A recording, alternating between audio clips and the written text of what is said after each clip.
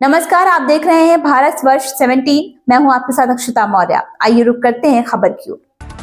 नई दिल्ली में प्रधानमंत्री नरेंद्र मोदी की अध्यक्षता में एनडीए शासित राज्य के मुख्यमंत्री और उप मुख्यमंत्रियों की आज मीटिंग चल रही है। बताया जा रहा है कि इसमें गुड गवर्नेंस के मुद्दों पर विचार किया जाएगा। बैठक में एनडीए शासित राज्यों के करीब 20 मुख्यमंत्री और 18 उप मुख्यमंत्री मौजूद हैं। राष्ट्रीय राजधानी के अशोका होटल में हो रही इस बैठक में पार्टी अध्यक्ष जेपी नड्डा, रक्षा मंत्री राजनाथ सिंह और गृह मंत्री अमित शाह समेत बीजेपी के वरिष्ठ नेता भी शामिल हुए हैं। एनडीए के 20 राज्यों के मुख्यमंत्री और 18 उप मुख्यमंत्री इस मीटिंग में शामिल होंगे।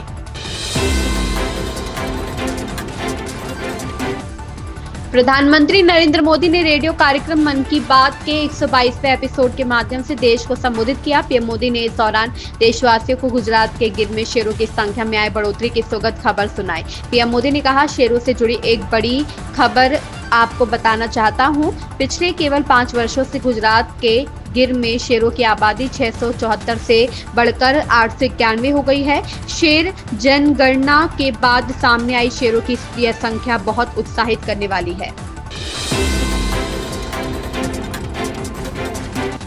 25 जून को इमरजेंसी के 50 साल पूरे हो जाएंगे। इतिहासकार श्रीनाथ राघवन ने अपनी नई किताब Indira Gandhi and the years that transformed India में इस बारे में लिखा है। इसमें उन्होंने उस प्रधानमंत्री के बारे में बताया है जो राष्ट्रपति बनना चाहती थी। संविधान ने जो अधिकार दिए थे उन्हें छीनने से इंदिरा गांधी का मन नहीं भरा।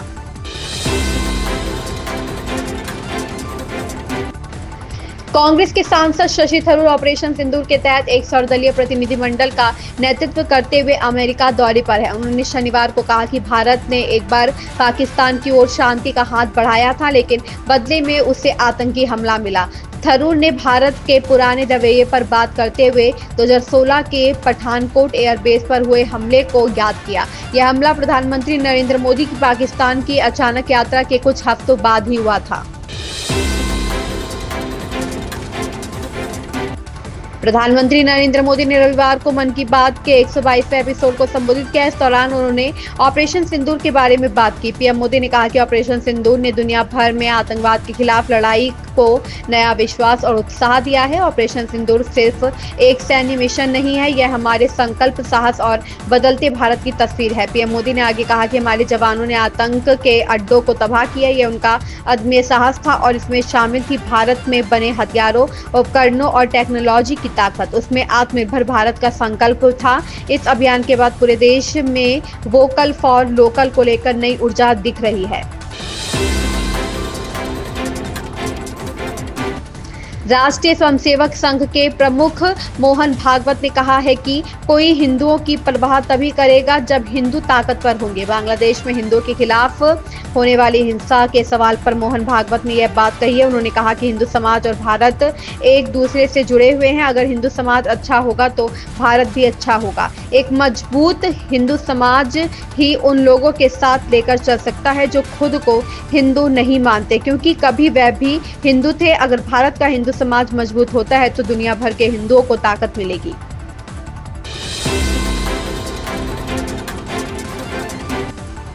भाजपा नेता अनिल द्विवेदी ने सोनभद्र के वरिष्ठ खान अधिकारी पर भ्रष्टाचार और अवैध खनन के आरोप लगाए हैं। उन्होंने नियुक्त जिला नोडल अधिकारी विशेष सचिव वित्त आईएएस जयशंकर दुबे से सर्किट हाउस में मुलाकात कर इन मुद्दों पर चर्चा की और एक पत्र सौंपा। अनिल द्विवेदी ने खान अधिकारी पर अपने चहेतों, ड्राइवर और कुछ निजी कर्मचारियों के माध्यम से अवैध खनन और वसूली का संगठित नेटवर्क चलाने का आरोप लगाया। द्विवेदी के अनुसार यह नेटवर्क बिना परमिट वाहनों से मासिक वसूली करता है, जिसमें प्रति वाहन 50,000 से 1 लाख रुपए तक की राशि ली जाती है।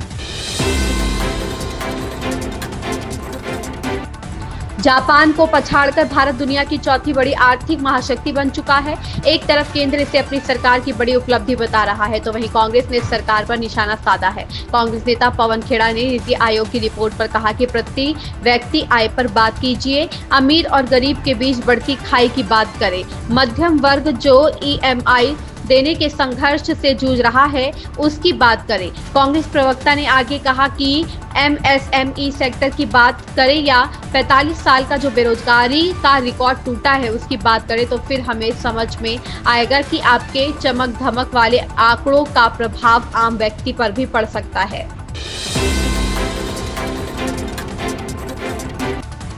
उत्तर प्रदेश के अमेठी में सोमवार को सियासत गर्माती नजर आएगी। शहर में सियासी हलचल एक बार फिर तेज हो गई है। अमेठी की पूर्व सांसद और पूर्व केंद्रीय मंत्री स्मृति जुबिन ईरानी सोमवार को एक दिवसीय दौरे पर अमेठी आ रही है।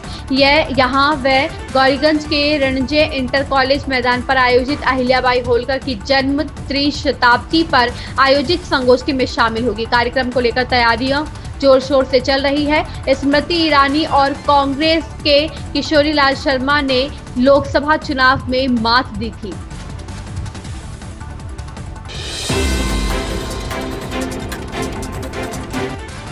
राष्ट्रीय जनता दल प्रमुख लालू प्रसाद यादव ने तेज प्रताप यादव को पार्टी से निकाल दिया है। अनुष्का यादव के साथ वायरल वीडियो के बाद तेज प्रताप को पार्टी से बाहर किया गया है। लालू प्रसाद यादव ने सोशल मीडिया पोस्ट पर लिखा, निजी जीवन में नैतिक मूल्यों की अवहेलना करना हमारे सामाजिक न्याय के लिए सामूहिक संघर्ष को कमजोर करता है। इस खबर में बस इतना ही। बने रहिए भारतवर्ष 17 के साथ।